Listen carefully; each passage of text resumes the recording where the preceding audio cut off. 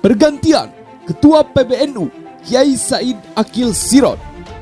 Menjelang pelaksanaan Muktamar Nahdlatul Ulama, bursa calon ketua umum mulai ramai. Selain Ketua Umum PBNU Said Akil Sirot yang masih ingin maju, 3 nama dijagokan untuk memimpin ormas Islam terbesar ini. Selama ini, NU telah terdegradasi. Indikasinya, banyak warga NU yang meloncat ke organisasi-organisasi atau paham-paham yang cenderung mengajarkan radikalisme. Di sisi lain, banyak pengurus-pengurus NU yang lebih memilih aktif di politik sehingga mengabaikan warganya. Kalau seperti itu, NU bisa jatuh pada kepentingan politik, sementara kepentingan politik itu terbatas, sedangkan kepentingan NU sebagai organisasi umat itu tidak terbatas. Lalu, siapakah yang pantas menjadi ketua PBNU? Salah satu calon ketua PBNU yakni Gus Baha. Gus Baha adalah calon ketua PBNU. Ternyata beliau adalah murid kesayangan Mbah Mun. Profil Gus Baha mulai dicari tahu usai namanya muncul dalam survei calon ketua umum pengurus besar Nahdlatul Ulama. Nama Gus Baha sendiri mulai populer lantaran video ceramah dirinya tersebar di media sosial. Munculnya Gus Baha dalam survei menunjukkan peningkatan ekspektasi warga Nahdliyin terhadap para kiai muda. Kehadiran Gus Baha berkomitmen serius terhadap upaya penguatan tradisi intelektual pesantren yang belakangan dinilai sejumlah kalangan mengalami pergeseran metode pembelajaran dan output pendidikan pesantren yang diharapkan. Lantas, seperti apa profil Gus Baha? Gus Baha merupakan putra dari pasangan ulama ahli Al-Quran, Kiai Haji Nur Salim Al-Hafiz dan Haji Yusandis Nur Salim. Dari pihak ayah, dia adalah generasi keempat ulama ahli Al-Quran.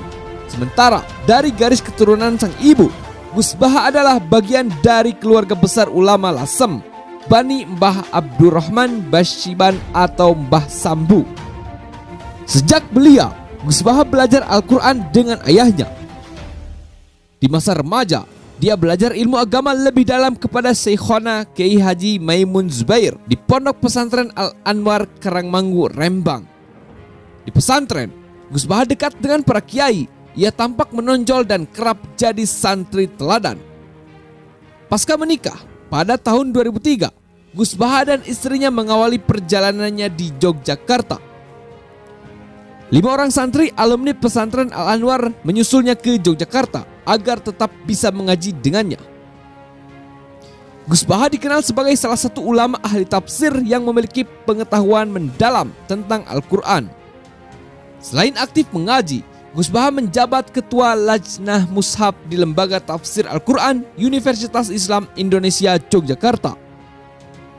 Adapun Gus Baha juga mengasuh Pondok Pesantren Tahfidzul Quran LP3IA dan sejak 2006 mengasuh pengajian tafsir Al-Quran di Bojonegoro, Jawa Timur.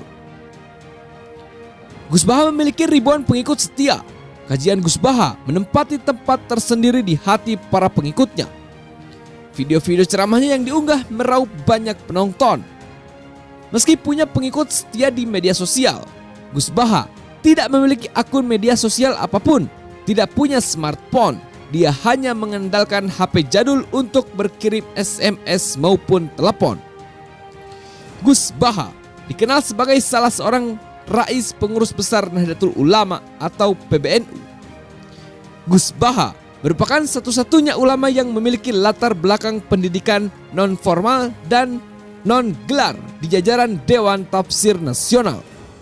Gus Baha adalah santri kesayangan almarhum ulama karismatik Kiai Haji Maimun Zubair. Selain itu, Gus Baha juga kerap dijadikan contoh teladan oleh Syekhona saat memberikan mawaidhah di berbagai kesempatan tentang profil santri ideal. Itulah biodata Gus Baha yang akan dicalonkan banyak para ulama untuk menjadi ketua PBNU.